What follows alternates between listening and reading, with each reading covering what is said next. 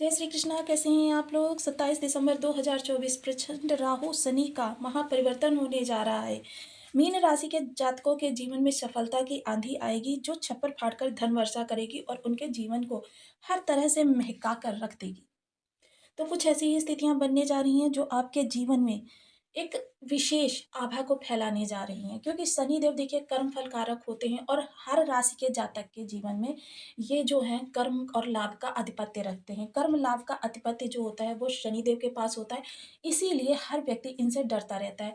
यदि ये अपनी पर आ जाए तो व्यक्ति को राजा भी हो ना तो उसे भी दर दर की ठोकर खाने के लिए विवश कर देते हैं, रोड पर सोने के लिए विवश कर देते हैं। तो ये इस तरीके के प्रभाव लेकर आते हुए दिखाई देते हैं। अब ये अपना नक्षत्र परिवर्तन करने जा रहे हैं। देखिए ये नक्षत्र परिवर्तन बेहद महत्वपूर्ण रहने वाला है, क्योंकि अभी तक क्या है, क्योंकि शनिदेव की चाल बीच में उल्टी हो गई थी, यानी कि वक्री अवस्था में चल रहे थे। वक्री अवस्था में चलने के कारण इन्होंने जो विपरीत अवस्था में चलते हुए वापस से ये शतभिषा नक्षत्र में चले गए थे। शतभिषा के चतुर्थ चरण का भोग करने के बाद अब ये फिर से पूर्व भाद्रपदा नक्षत्र में आ रहे हैं। जिस दौरान ये पूर्व भाद्रपदा नक्षत्र में गोचर कर रहे थे उस टाइम पर मीन राशि के जातकों को बहुत अच्छे प्रभाव प्राप्त होते हुए दिखाई दे रहे थे उनकी, क्योंकि मीन राशि के देखिए 3 चरण जो हैं वो कुंभ राशि के अंतर्गत आते हैं, चतुर्थ चरण जो है मीन राशि के अंतर्गत आता है। इसके स्वामी जो होते हैं वो शनि होते हैं, देवता जो होते हैं वो गुरुदेव होते हैं।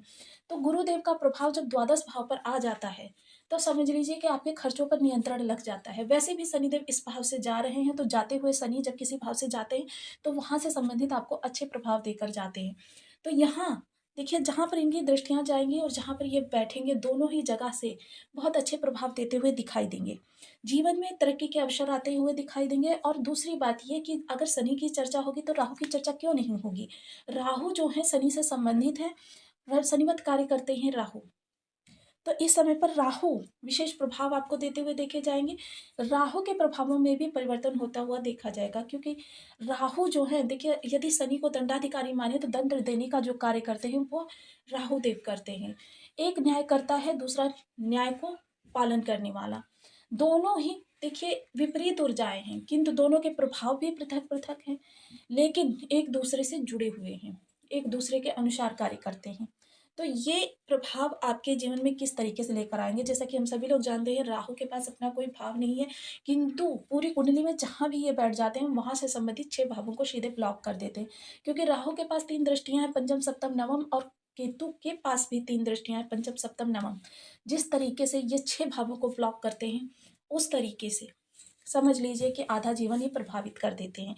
वहीं शनिदेव के 4, क्योंकि एक स्वयं बैठे हुए हैं और 3 दृष्टियां पड़ी हुई हैं, तो समझ लीजिए 4 भाव ये हो गए, 10 भाव आपके कंट्रोल हुए। 10 भाव कंट्रोल होने के साथ ही समझ लीजिए कुंडली में मात्र 2 भाव बच गए। यदि उनमें भी कोई ग्रह अरिष्ट कारक होकर बैठ गया तो समझ लीजिए फिर जीवन का क्या ही कह सकते हैं।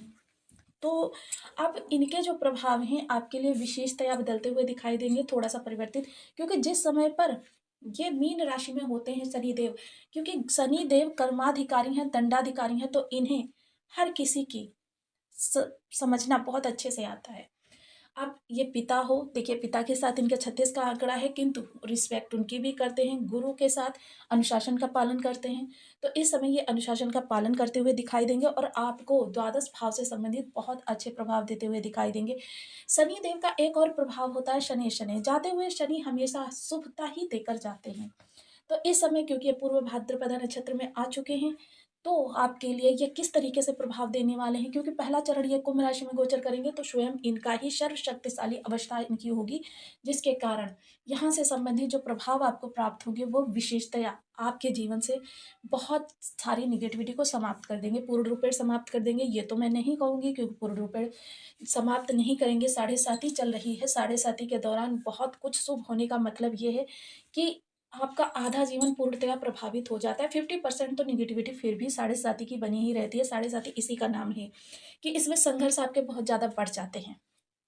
तो आइए देखिए हर किसी को इनके जो है प्रभाव भिन्न भिन्न अलग अलग प्राप्त होने वाले हैं।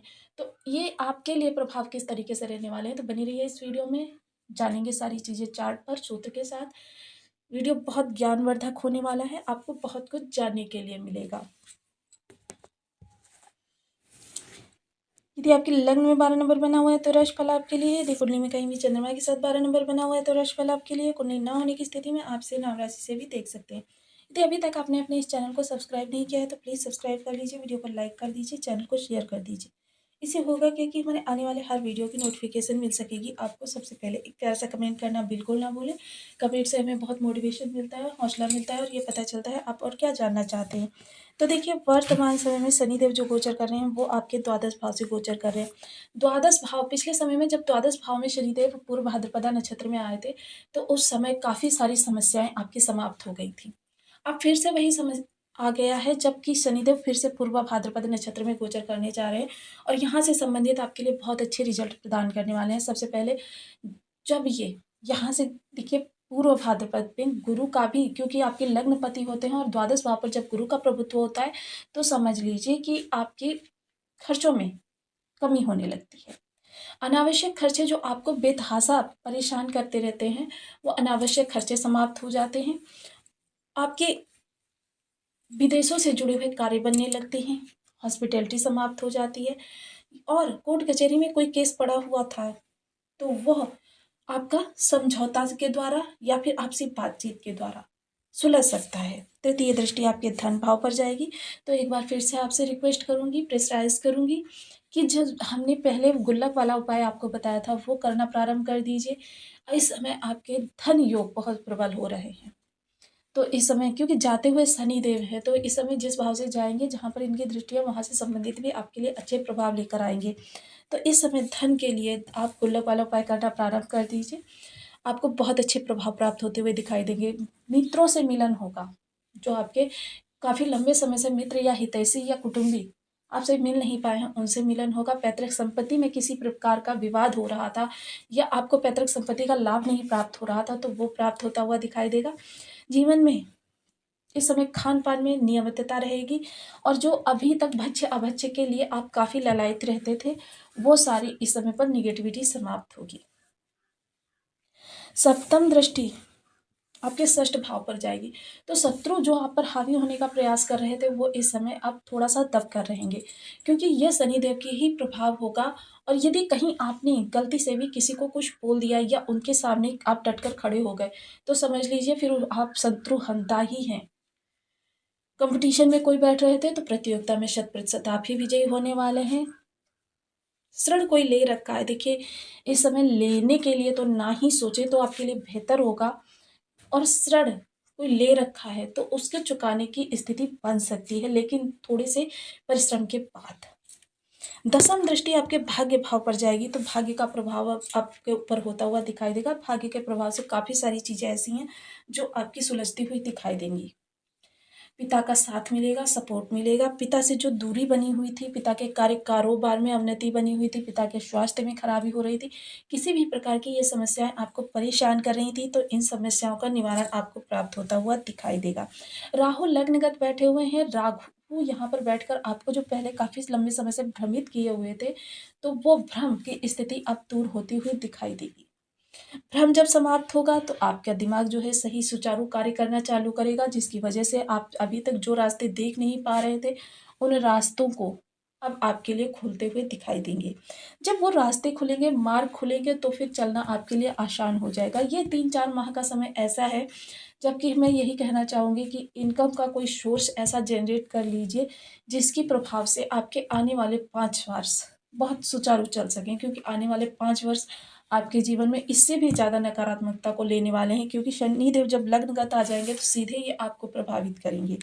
ये बीच में आपके 6-7 माह का ऐसा समय मिल जाता है जिसकी वजह से आप साढ़े साथी के जो ये खराब समय होता है, इसकी भरपाई करने के लिए ये 6-7 महीने का जो समय बीच-बीच में मिल जाता है, तो ये आपके लिए, क्योंकि इस दौरान डिग्री भी कम होती है और इन पर शुभ ग्रहों का जो प्रभाव आ जाता है, जिसके कारण से ये 3 माह जाते हुए 3 माह आते हुए नए भाव में, तो बहुत ही समय आपके लिए अनुकूल हो जाता है। जबकि आप ये जो अरिष्टता फैलाते हैं, उस अरिष्टता से निकलने में आपका भाग्य आपकी मदद कर सकता है। तो इस दौरान अपनी इनकम का कोई सोर्स जनरेट कर लीजिए अपनी योग्यता को देखते हुए, ताकि ये 5 वर्ष जो है आपका सुचारू अच्छे से कट जाए। ग्रहों के उपाय हमें निरंतर करने चाहिए। ग्रह हमारे बर्थ चार्ट में किसी भी अवस्था में बैठे हुए हो, मेरे द्वारा बताए गए उपाय वही उपाय होते हैं जिनको लाखों करोड़ों लोगों के ऊपर वर्षों से प्रतीत किया जा चुका है। तो सबसे पहले देखिए, कारक मारक बाधक किसी भी अवस्था में हो, आप इन उपायों करके लाभ प्राप्त कर सकते हैं।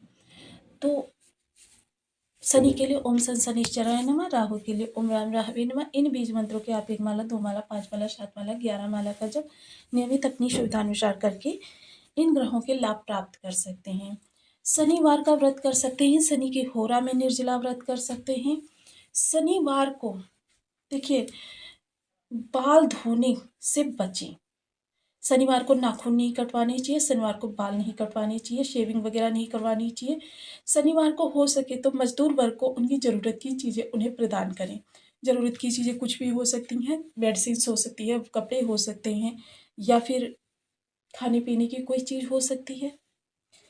शनिवार को आप एक क्लास का आयोजन कर सकते हैं, जो 1 घंटे क्लास चले, मज़दूर वर्ग के बच्चों को वहाँ पर आप शिक्षा प्रदान करें। इससे आपके गुरु भी आपके अच्छे होंगे।